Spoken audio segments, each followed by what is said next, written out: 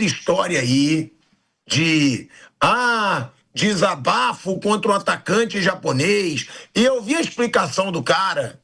Ele falou, cara, eu não falei nada, eu não quis atacar. Eu só falei que era o Neymar de antigamente.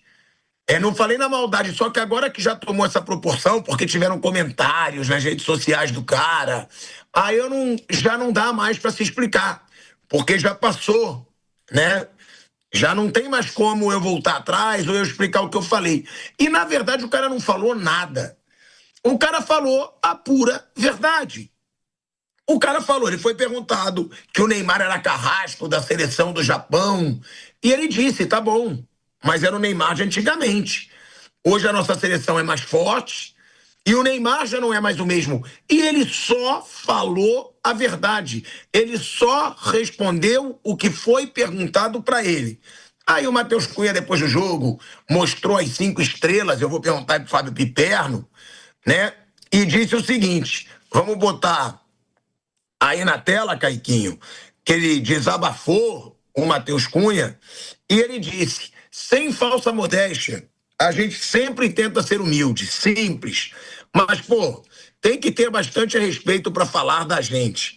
O que a gente representa é muito maior do que nós, uma nação trabalhadora e orgulhosa. E ouvir de fora coisas que podem nos afetar tem que ter muito mais respeito. As minhas palavras para ele foram, respeita isso aqui, porque somos penta. Temos 5 e agora acho que você sabe quem nós somos. Aí ele continua. Sem dúvidas, essas pequenas falas também motivam a mais. De responder, de mostrar que tem que ter muito mais respeito. De saber quem nós somos. Saber quão duro foi chegar até aqui. Toda a história dessa camisa. Esses momentos de superação dão muito orgulho e mostram o quão guerreiro nós somos. A gente sempre fala com muito respeito do Japão. O quão grande eles viraram no futebol, o quão bom é o time. Vários jogadores conhecidos. Ele foi muito infeliz, mas agora acho que ele vai lembrar e não vai falar mais sobre isso. Fábio Piperno, não vi nada demais. Aí, ó, tá a explicação do Kento Shogai. Não quis dizer que o Brasil é fraco.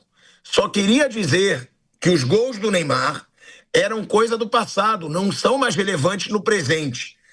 Mas acho que não há nada que eu possa fazer agora, que as coisas chegaram a esse ponto. Disse aí o Kento Shogai, que nem jogou, né? Estava no banco. Mas eu achei desnecessário, Piperno. Não vi nada demais no que o atacante japonês falou. E outra, eu acho que para você mostrar as 5 estrelas, tirar onda, acho o Matheus Cunha um cara que parece ser super gente boa, que tá bem na Copa, mas para você mostrar as 5 estrelas, eu acho que você tem que ter feito parte delas. Não adianta também tirar onda ainda com o que você ainda não conquistou, mas que pode conquistar. Achei um ataque desnecessário ao japonês, porque eu não achei que ele falou nada demais, Piperno. Você sabe que eu fico pensando, né? Se amanhã depois, numa Copa América, a Argentina chegar e falar assim, Brasil, eu tenho aqui 16 estrelas tal, e vocês têm só 9, 16, 17, e vocês têm só 9. O Uruguai fala, Brasil, eu tenho 15, e ainda tenho Maracanã. Quer dizer, foi uma bobagem. Quer dizer, essa seleção brasileira, ela tem um lado fútil que me incomoda muito. É por isso também que ela é uma seleção que, claro, enfim, o público torce, curte e tal, mas já não empolga mais como em outros tempos, né? Não é aquela seleção que arrasta multidões aí e tal. A gente gosta, curte. É uma seleção aqui do Brasil.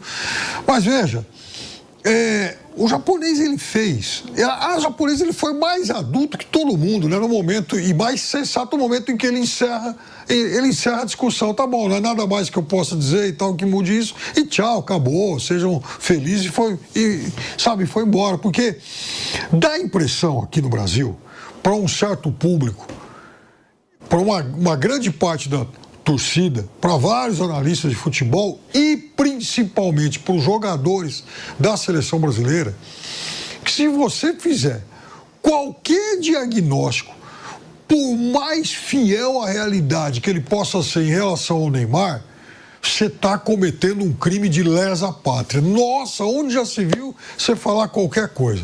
Mas uma vez, eu já contei essa história aqui, eu fiz uma comparação sobre o desempenho do Neymar e do Rivaldo em Copas do Mundo. Teve um jogador do Penta que entrou no meu Instagram e falou: pá, você falou isso só por questão política, não sei o quê. Eu falei: não, até porque o Rivaldo pensa politicamente igualzinho o Neymar, não tem nada a ver. Eu só estou dizendo que em Copas do Mundo o Rivaldo foi muito mais importante para a história do futebol brasileiro do que é o Neymar. O Neymar jogou 3 Copas do Mundo, não foi a lugar nenhum.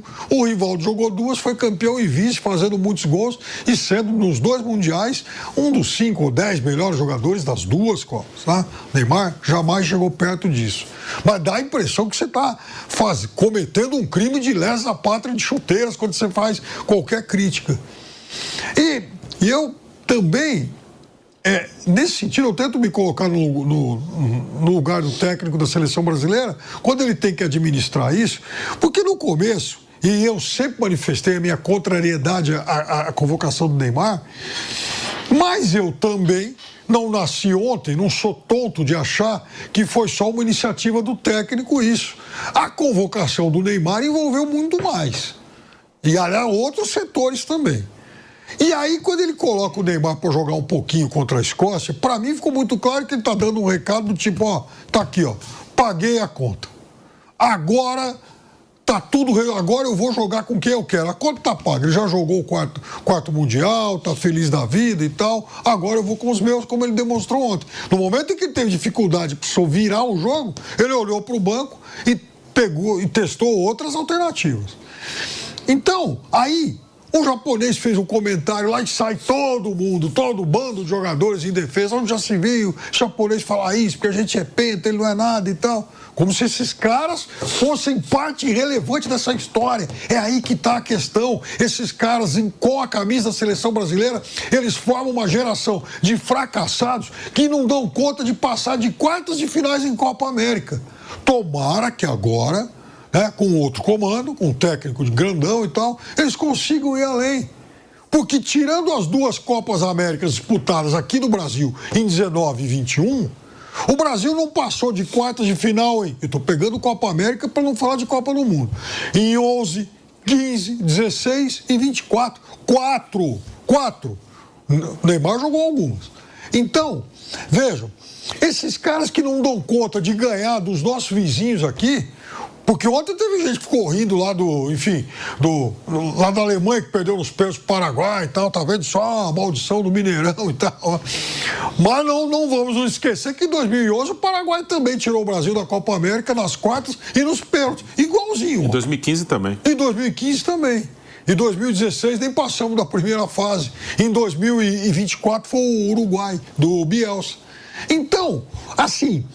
qual é o estofo, qual é a moral que essa atual geração que veste a camisa da seleção brasileira tem para criticar qualquer observação não tão positiva em relação a eles? O que esses caras fizeram de positivo pela seleção brasileira até hoje? São um bando de mimados, né? Uma geração que adora ostentação, adora bajulação, mas que em campo deixa o Brasil no 2º pelotão do futebol mundial.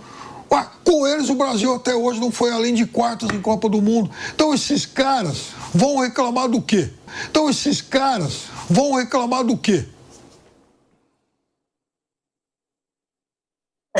Eu sou menos radical que o Piperno sobre a geração, mas eu acho, como eu falei, para tirar onda com as estrelas, com tudo, você tem que fazer parte delas, pô. E outra, o cara não falou nada demais, nada. O japonês só falou a verdade. Não pode falar nada, tudo 5 estrelas. Tem 5 estrelas, tem 7-1, tem várias derrotas. O que tem de recente para a seleção brasileira é derrota para o europeu todo ano. Que é a história que cabe a ele, Matheus Cunha, e os outros mudarem essa história. Talvez contra a Noruega no próximo domingo, se a Noruega passar daqui a pouco pela Costa do Marfim. Papinha, tem 5 estrelas, viver disso até quando? Esse negócio não leva a nada, que nem o Uruguai.